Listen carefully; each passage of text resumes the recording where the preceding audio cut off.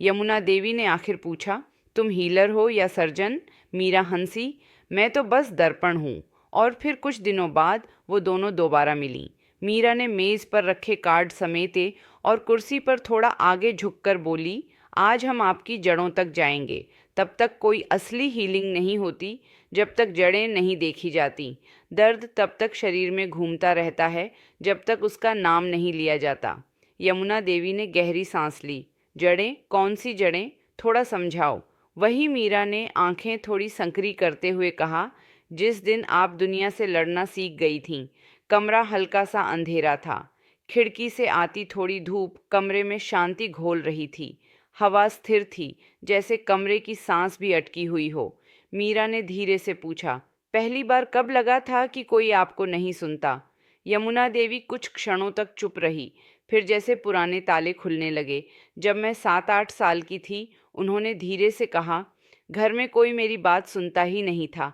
माँ को बस घर संभालना था, पिताजी को बस अपनी नौकरी और गुस्सा संभालना था, और भाई, उनकी आवाज़ टूट गई।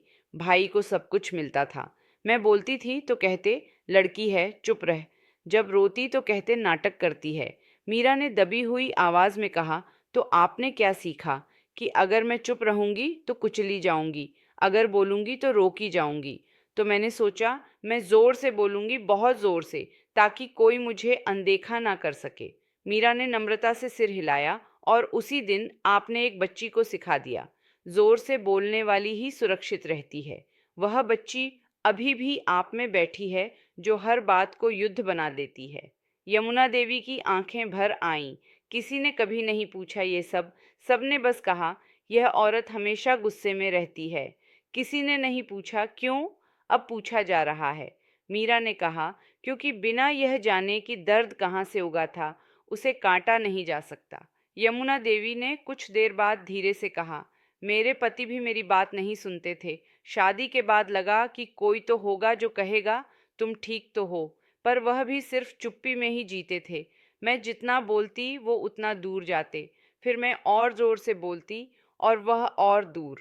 मीरा ने कहा, आपने संबंध को संवाद की जगह युद्ध बना दिया, क्योंकि बचपन में यही सीखा, और इस युद्ध में दोनों हारे, और शरीर? वह हार को अपने अंदर जमा करता गया। यही आपकी बीमारी की जड़ है। न सुना, न जाना, न समझा, और गुस्से का खोल पहन लिया। यमुना देवी धीरे धीरे कांप रही थी। तो क्या मेरा पूरा जीवन गलत था? मीरा ने बेहद स्थिर स्वर में कहा, गलत नहीं।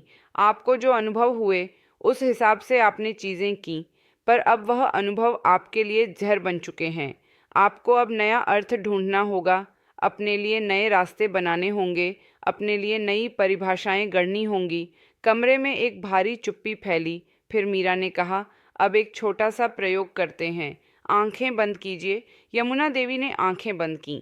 मीरा बोली, कल्पना कीजिए कि आप 7 साल की वह लड़की हैं, वही जो पहली बार अनसुनी हुई थी, या वही जो डरती थी नज़रअंदाज होने से, अकेली थी। पर अब आप 60 साल की हैं। आप उस बच्ची के सामने बैठिए और उससे बात कीजिए। यमुना देवी की सांसें भारी हो गईं। उन्हें लगता था कि उनके भीतर कोई दरवाज़ा खुल रहा है। एक ऐसा कमरा जहां वह दशकों से नहीं गई थीं, झांका तक नहीं था। मैं उससे क्या कहूँ? सच, मीरा बोली, वही जो आपने खुद को कभी नहीं कहा। बहुत लंबी चुप्पी के बाद यमुना देवी की आवाज़ टूटी हुई निकली, मुझे माफ़ करना, मैंने तुम्हें बहुत अकेला छोड़ दिया। मीरा ने धीरे से कहा, और तुम्हारी आवाज़ को मैंने हथियार बना दिया, डर को गुस्सा बना दिया। तुम्हें सुरक्षित रखने की कोशिश की, पर गलत तरीके से।